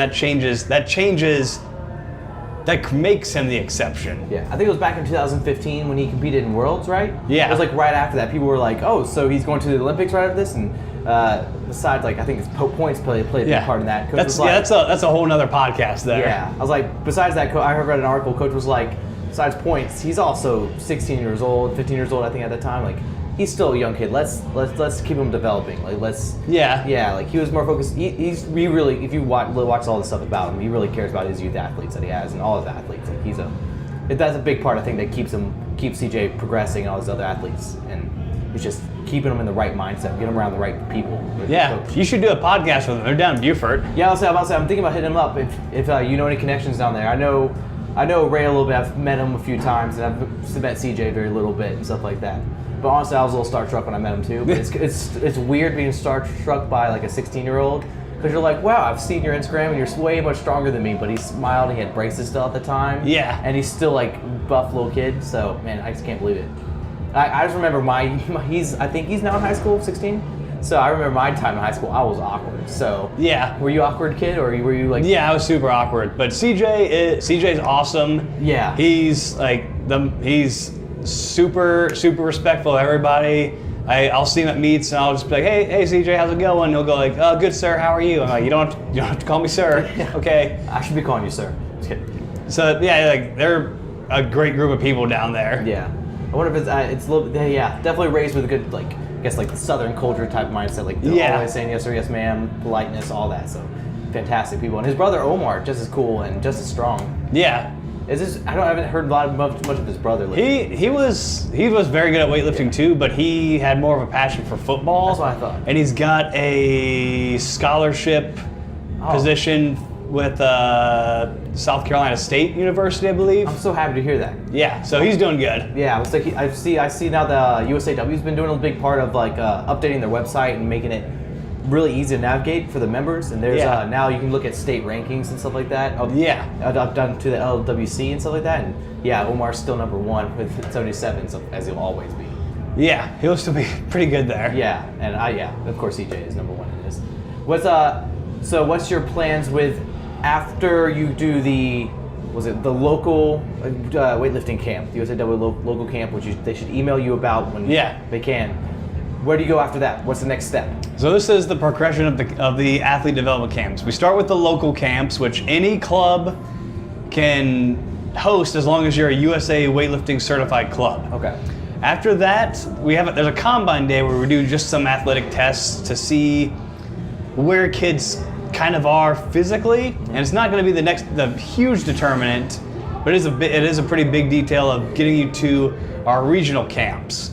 The regional camps are going to be held at one place within each region of the United States. Okay. From there, you do the same thing, lift a little bit more advanced lifting stuff, and then you do another a little bit more combine. Then from there, you get selected to go to a national level camp, where this year it's going to be at Shreveport with Dr. Cal Pierce, Kendrick Ferris at LSU Shreveport, where you're going to go there, you're going to work with the likes of Piros Dimas, Zygmunt, Coach Zygmunt, I always butcher his last name, Schmalcher? Barris are American. Yeah. Coach Ziggy, Thomas Fayer, and a bunch of other recent additions to USA Weightlifting. Yep. And then from there, you're on a national development squad where you're going to receive, and even if you're at the local and regional level, you're going to get some programming from Tomas Fayer and Piros Dimas for weightlifting and some other stuff. And then if you get to the national level, you're on a national developmental squad, which you're going to get a little bit more. It's going to be a week-long camp. You work with Piros, Ziggy, Tomas, and you're on the system to kind of accelerate you to the national level. Now this is mostly for people who aren't already in weightlifting, but I've had people who say, my kid's a junior national champion, can they do these camps? Yes, they can do these camps. It might be a little rudimentary for them to go to another club and then go to regionals and then to the national level, but it also gives you a very important lesson of, you might be a national champion and you might get to, let's just even say a local camp, and you're a national champion 15 and under youth. There's a kid who's 13 and they're out snatching you. And that gives you a very important lesson of, you may be the best now, but there's going to be somebody else there after you. So it gives you a chance to be on a team at a national level that can enhance your skill and improve you a little bit more. Yeah. So it's another way for people to reach something even if there is no OTC left. Yeah. And it's also, for me, and I can also hear this question or statement coming from coaches going, why am I going to find a kid who's good and then send them off to some foreign coach who's going to mess them up? Like that's what a lot of people say. It's going to some foreign coach or some other coach who's going to mess up all the things I work with, which is, you have a perfectly reasonable and rightful thing to say that. Like, you don't want to lose your athlete, which is great. Yeah. But I'm going to point again to the national championships, in which the last several years we've had less than about half the lifts made. Yeah. Which I've been looking at some other nationals from other countries. They have a lot higher percentage of successful lifts. Okay. So yeah, they might have a different perspective on you. It might be different technically wise. It might be different strategy wise. But it's also an important thing of, I may, most likely, probably eventually might have a weightlifting team. And if I have the next CJ Cummings, it's a very selfish thing for me to have CJ 2.0 make it to the junior world teams and then be like, I don't want them coached by Dimas or Ziggy or someone else because they don't know my athlete, they don't know anything. Yeah. They might not, but they're also really freaking good at weightlifting. Yes. So it's a thing, it's very selfish to put yourself in a position, and this is, varies a little bit different from coaches to coaches. Like Coach Wilkes, my coach, and Kane, he knows Kane better than anybody ever will. And he's very good with Kane in the back room. He's good with Kane overall. But there are also a lot of coaches who get very selfish and scared that they might lose an athlete to another person. You shouldn't be scared of that because you're the one who got them there in the first place. Oh yeah. And it's also selfish to put yourself in the back room and and I've been in the back room with coaches that don't like each other and don't trust each other. It's not a fun situation to be in. It makes lifting for the athletes suck exponentially. Oh yeah. So we feel these things from their coaches. So like don't be that coach who's afraid to lose an athlete. Yeah. And don't be the coach who forces their way into the back room and makes things awkward not only for your athlete, but for other athletes on the team, on Team USA. Yeah, don't be. I think it's almost like an insecurity. Even it could be either ego or insecurity, kind of limiting that. Yeah. And it's like if you're trying to be an expert in any subject, if you look at some of these very intelligent experts in several different fields, they don't just read one book and live by that one book of that subject. They read multiple books. And they'll openly probably tell you that one book they didn't learn a lot from, or maybe just got a little bit from, but it's the fact that they spread their knowledge through a lot of perspectives of authors and people they've talked to and mentors and all that got them to where they were. It wasn't they took 100% of everything. They took bits and pieces, maybe having one solid thing. So you could be that coach, that one solid foundation, but going to meet with you or over in West Coast coaches, over MASH team as well. It's like meeting with those type of coaches, getting a different perspective, broadens your perspective on how you perform, how you train. And it's also just having you in the right environment. Like this camps will be fantastic, like you said, of putting you around these other top level athletes. And it's not by chance that all these great athletes tend to form around each other. Like Muscle Driver had a lot of really great athletes, and of course there was a stipend a little bit. Yeah. But that didn't hurt. But great athletes who train around great athletes become better. Yeah. It's just how it is. It's how our bodies and mentalities work. Yeah, and it's also for me, like, if you've got a certain amount of athletes, like top level athletes who win at nationals or get selected for a Pan Am team, you might get selected to be the men's coach or the women's coach for that team. Like that might happen. And for me, it's also a matter of respect for the organization and the other coaches, to where it might be like imagine how disrespectful it would be if, say, Danny Carmago was selected as the women's team coach for 2018 Worlds. Yeah. And I got a girl who was selected for 2018 Worlds. Like, how disrespectful would for me to go to Worlds, get the pass, go everything there, and not let the person who, again, like not only proved himself with one athlete, but enough athletes to where the head of the organization says, okay, you know what you're doing with female weightlifters. Let's let you do your thing with female weightlifters. I don't think he's gonna mess up my athlete that much. I think that's just a huge sign of disrespect to say, Danny Carmago, you got 3 athletes to the world stage. I'm not gonna let you work with my athlete because you don't know what you're doing with my athlete. Like, yeah, and that's the other again, going back to the ego thing, because it's mostly men who do that. Yep. Like let go a little bit. Again, it also kind of goes back to this whole go big or go home deal with the lifting. Is if you do what is right for you, which is not imposing yourself in a situation where you are neither to be mean with, like, not to be mean, but neither wanted or welcomed. Mm-hmm. If you're not explicitly invited, like some coaches sometimes coaches will say, hey, I'm drawing blank, like say, like, oh, hey, Don McCauley, you know your athlete better. Can you come coach your athlete at Worlds for me? Some coaches will invite that. But they're not going to invite coaches who don't trust them to know to do their own job. Yeah. And I think that's just something that in the sport needs a little bit more, is let Thomas Fair, who's coached, I think 3 national teams to the Olympics and Worlds, and let Piros Dimas, arguably the greatest weightlifter still walking this planet or ever will walk this planet. Definitely one of the most exciting too. Yeah, I think they know a little bit about the sport. Let them kind of do their thing. Oh yeah. And at worst, then it's their fault your athlete messed up. You weren't there, and it's not your fault that the athlete didn't do well, because you weren't there. You had no control over what was going on in the back room and all that stuff. Yeah. But if you go there, and we've seen this in the past, our athletes tend to do less than ideal when the time comes to get points to go to the Olympics.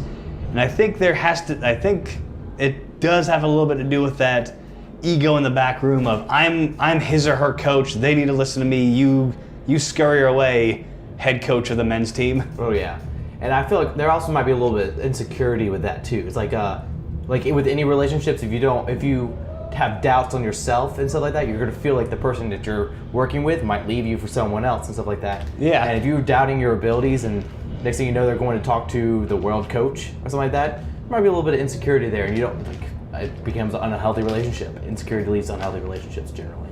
So. Yeah, and it also makes if you're a level 5 clinger to your athlete, that makes things way awkward. So like when Morgan King was at Muscle Driver and she was doing awesome, and then she got invited to the OTC, some of the coaches there were just like, they're gonna mess her up and they're this and that. And for me, it's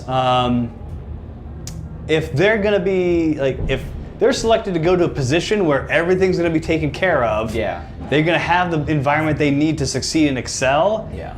And there's more than just Zygmunt at the OTC. Like all these other athletes coach each other up, all that stuff. It's like if there's a chance that your athlete can get a better situation by leaving you, your responsibility as a coach and a mentor is to let that as a member of USA Weightlifting whose goal is to win medals at the Olympics. Yeah. Your goal is to let them go to do that. Now, if you're like, again, Matty Rogers or CJ Cumming, and everything, even when the OTC was up, they're getting everything taken care of at home, or they're making it work and they're still succeeding, then keep them there. But it's like if I open up a barbell club down the road in a random gym and I find a CJ Cummings, again, and they can only train like 4 times a week, and this coach says, hey, I want to give your athlete an apartment, I'm gonna pay for their food, gonna train them, gonna groom them to be better. It's like, it's gonna suck that I'm not gonna be responsible for that. Yeah. But at least my athlete, I can say, I helped that athlete get to the Olympics or get to Worlds. Oh yeah. So, and that's me. You learn to be humble as a male cheerleader too, because you get made fun of a lot. So you're just like, all right.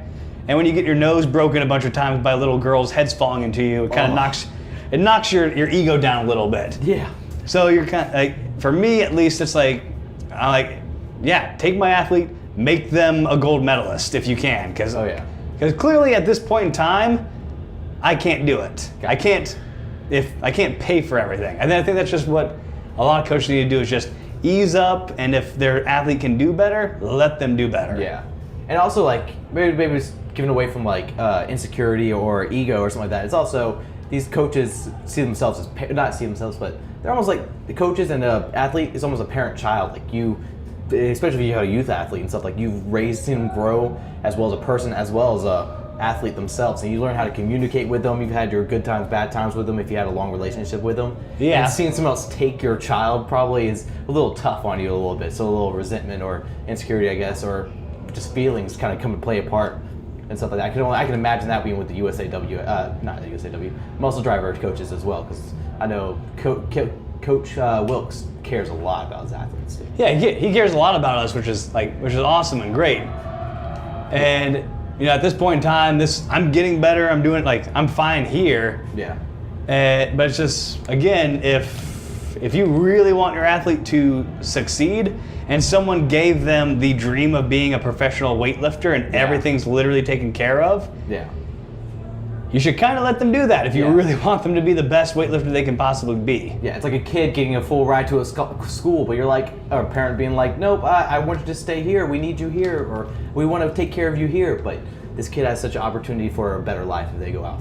Yeah, I mean that's another real world experience. Is some parents will have kids who get full ride football scholarships or educational scholarships, but they don't want them to leave home because they're too insecure, or they need them to work on the house or work in the family business and all that stuff. And it's selfish, regardless if it's keeping your kid from getting a better life, or if you're a USA Weightlifting coach and you don't want another coach to be responsible for them getting a gold medal at nationals or worlds or whatever. Like that's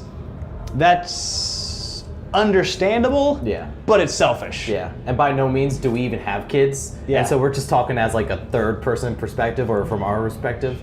But we I mean, we didn't feel that way with I didn't feel that way with my parents. They were very open with pushing me out the nest. Yeah, in a loving way. They wanted me to see me grow and succeed. Yeah, when I was 13 years old, my dad gave me a 30-08 hunting rifle and told me to go sit in a tree for 8 hours until I got a deer. That's how you learn patience, right there. That's Southern teaching right there. Northern. We're from the north. You're from the north. So how often did you hunt up north?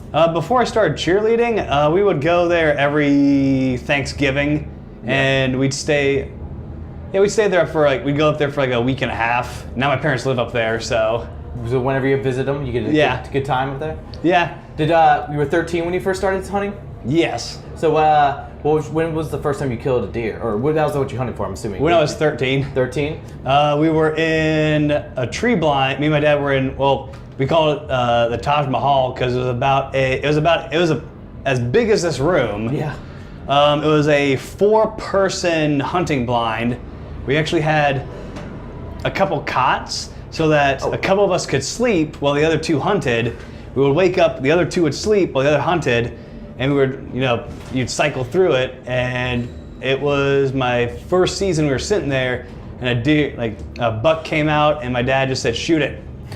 And I was like, and it was that weird little you're kid growing up. You watch Bambi, and you're like, "Oh, this is a deer." And oh shoot! I didn't know you were in here. Literally like that. My dad just goes, "Shoot her!" It was a big old it was a buck, and then a doe comes in. Literally, my dad goes, "Shoot her, fucking shoot her!" I'm like, and then his innocence was gone after that. You were the hunter in Bambi all of a sudden. And everyone Joe Rogan talks about. Joe Rogan's a little I like him, love him. He's a little hippy dippy for me. But he's like, when you kill a deer, it's kind of like, oh, I took this life, and it's it's kind of like rough spirit. No, I shot that deer and went, that was fucking awesome. Oh, you loved it right away? Yeah. When you see it, it's gonna sound a little psychopathic, but when you shoot something and you see it drop, and then you're like, I'm gonna eat this thing. Yeah. You're like, for me at least, it was a caveman feeling of this is awesome. Yeah. It's man over beast, which is like a constant battle through our history as humans, as our development. Sorry vegans. I'm on team people. Yeah. So if it's between me and eating an animal to survive, I'm gonna eat the animal. Yeah. I haven't even tried it, but I don't even know how they would find food, unless you're in the West Coast and you have vegan restaurants. Have you ever had kangaroo? It's just like deer. Where'd you have kangaroo? We had this place called, not Trader Joe's, Jungle Gyms back in Cincinnati. Jungle Gyms? Jungle Gyms. Okay. They would show, I think that was the name. They had exotic food. You could get crocodile, alligator, wombat actually at the time. Kangaroo, international, real international foods, not just sriracha and rice, but you could get, I don't think you can anymore. I think you can get horse, too, which is exactly like deer. Horse tastes just like deer. Is it just as, I can't think of the right word. Gamey? Yeah, gamey, Yeah, gamey, because it's not, it's very lean, it's very muscular, grass-fed, which, there's also something about how the genetics of the animal, a lean animal, is completely different. Oh yeah,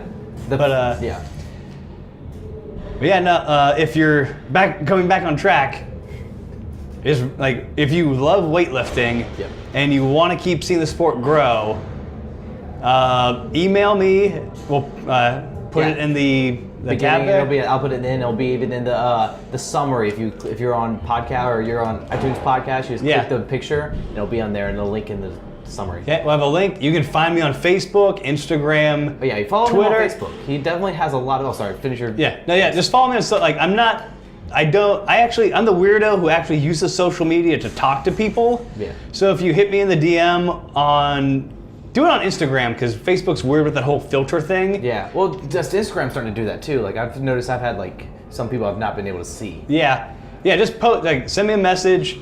I'll try and look for it, and I'll answer your question about these camps. Yeah. Just don't send me dick pics, please. Oh man, I appreciate you just now opened up. I appreciate the gesture. I get them regularly anyway, but please don't it's like Wait, okay. really? Yeah. Nice. You never got a dick pic before? No, thankfully not. I'm not that big on social media yet. You gotta get more friendly on social media. Yeah, I'm working on it. It's just, man, I come from a very, my dad was very protective about he still doesn't trust the internet. So he was very protective on what we put out on the internet growing up. And so I have this innate fear of I'm gonna put this out there to steal my identity. And I don't even know who they are, but apparently they're coming after us. But yeah, I'm working on it. I'm getting a little bit more used to it. And I've definitely got my promotion game about to come out. So I've been just backing up some stuff, getting ready to hit y'all up on the social medias. Especially I'm going to get to Twitter and all that. So. All right. Yeah, don't worry. Yeah, you'll definitely get. I'm working on working with some bigger Instagram people as well to help the promotion. So No, that's what you gotta do. You just gotta start and go. Oh yeah. You're gonna find. Hopefully this will catch fire. I have some plans. You'll see it in a second. With all that being said, where do you see the future of yourself going? Where do you see yourself in the next 10 years or 5 years? Or do you even look that far ahead? Are you a futuristic thinker? No, I'm more about just getting the next day done. So. Okay.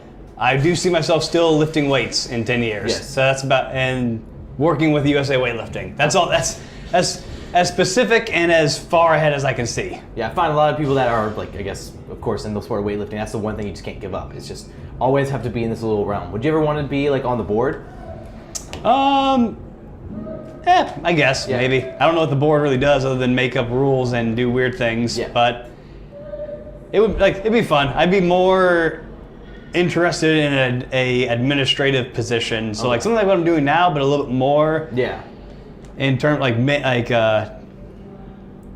CEO, I guess would be cool, but really more stuff not being on the board and meeting and doing all that stuff, but actually getting. Board they meet and do things, make rules that are important for the sport, but the more of the day-to-day actually getting working every day with USA Weightlifting, which is what I'm doing now. Yeah.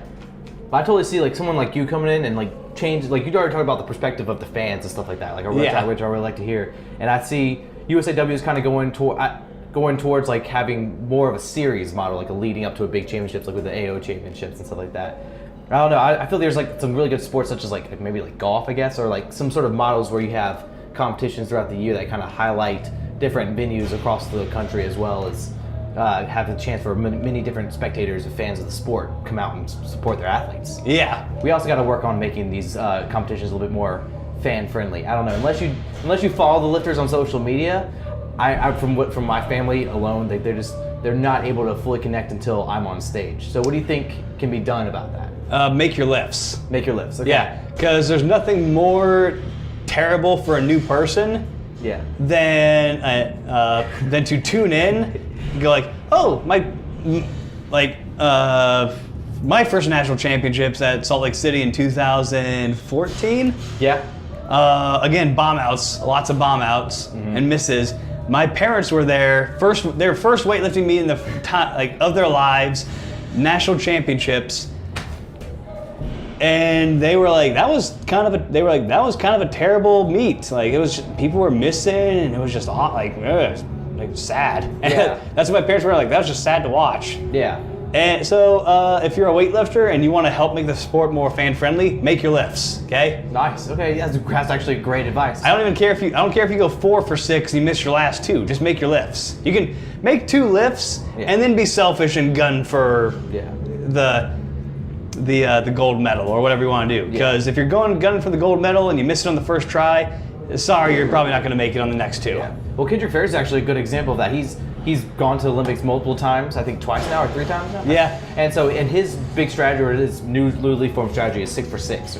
Yeah. It's sort of newly formed. It's been over the years, but it's because you get points by completing all 6 lifts, as well as if you can gain a podium spot, it's even sweeter. Yeah. So those just gunning for the podium, you miss a chance of a bigger prize at the end, as well as, I guess, for the fans' perspective, enjoying the sport. Because anybody can look at a lift and miss lift and be like, oh, I could have done that. I could. Well, they probably could have. Some of these weights you could have picked up, but missing a lift, anybody can do that. So when it really matters, hit those lifts a little bit for the fans. I can miss 70. I can miss 170 like the best of them. Okay? Yeah. But I'd rather make 130 and then 135 and then 140. What's your thoughts on a walk-up song? Because AWF, John North's league and all that, try to bring that into the sport, and it gets a little bit of baseball reference to those. But Any ideas on, say, with a single platform lift, a walk-up song? I'm not that big into it, like, because there's also has to be a flow to it, because it's like, you got a minute or 2 minutes to lift. Yep. And if you're distracted, like if you're like a walk-up song and somebody doesn't play it at the right time, you're like, I wanted this chorus to come in. Gotcha. Like there's a like, have fun. Yeah. But just lift the bar. Yeah. Okay. It's not that difficult of a sport. No. Like just have fun and lift the bar. Yeah. Okay. And I don't even see like the logistics of it, because it would extend the meet even longer, because you talking over a good walk-ups or a walk-up song is hard. It's hard enough for some judges to hear each other or hear the judges in a multi-platform meet. And figuring out who's actually talking or when the buzzer's going off if you're the lifter. So having kind of music probably doesn't help, as well as I don't know about many people, but waiting for that when you're in training, waiting for that hype song to come on is not really. Yeah, and I don't know if people know this, but we have this thing called smartphones. Oh yeah. And this I've heard of that before. this technology called MP3 players. Is that a Razr phone, the smartphone? No, this one doesn't flip. It's weird. Oh, that's lame. So if you like a certain song that you want to listen to right before you lift, you have the capabilities. It's like Star Trek. You see that show Star Trek? It's like it's a pretty futuristic show out there. There's some unrealistic expectations of what we're gonna do, but okay, yeah. Yeah, it's like got people of all these different ethnicities working together. It's pretty progressive. You know? Yeah. Pretty progressive nowadays. They don't look like you and me. No, I don't it's like like it already. you got you, and then you've got like a black guy, and then a woman. You have an officer woman. Yeah. Like all working together, not hating each other. Yeah. Oh, so it's pretty progressive. Wow, intense. What about what do you listen to when you work out? I'm a big podcast listener. Wow. Whatever's on the radio. Oh, okay. Oh yeah, y'all work in a big gym. Yeah, you can't really listen to what you want when you have 60 other people lifting. It's like, all right, just lift. It's a universal compromise. But anything besides country, I don't know how. I had one friend from Deep South that loved lifting big weights during country music songs, but I just could not do it. Yeah, no, I love, like me and James Tatum, we loved having Garth Brooks play while we were lifting. Oh, okay. You're one of those guys. Yeah, Garth Brooks is awesome to listen to while you're lifting weights. Fantastic. Whatever floats your boat, whatever gets your weights lifting. And if you think Garth Brooks isn't, look at James Tatum. I'm just saying, there's a relationship there. Fair enough. Two great athletes listening to Garth Brooks. Yeah. Man. Well, fantastic. I appreciate having you on. And again, the four things that you have going on. You have the CrossFit Eternal. CrossFit Eternal, which was we're gonna have a physical version of that and an online version of it. So again, hit them up on all social media. His email will be everywhere. And then USA Weightlifting Athlete Development Camps. You can email me about them, or if you want to just sign up and get it going. Yeah. All you have to do is if you're a manager for your barbell club, go to WebPoint, go down to submit an event, and you can submit it just like if you're asking for a USA Weightlifting Level 1 course. Yeah. And then if you happen to be a cheerleading enthusiast, a cheerleading coach, or a cheerleader yourself, email me at the same email and ask me about Barbell Spirit. What are the dates on those? So CrossFit Eternal. CrossFit Eternal starts June 5th, but we're meeting every Wednesday for 6 weeks on Wednesday at 6:30 p.m. If you're in CrossFit and you're in North Carolina, check this out. Knows a lot of stuff. What about USAW? What's the dates for that? Whenever they're set up. You can also see You can also see a list of when the camps are on WebPoint. There's multiple ones. I think they're starting in August. So they're starting in June. Actually, June. Okay, starting in June, all over the country a little bit, or just the north. Just the southeast, and the west coast. Okay, gotcha. 2 big spots. Yeah. And then cheerleading.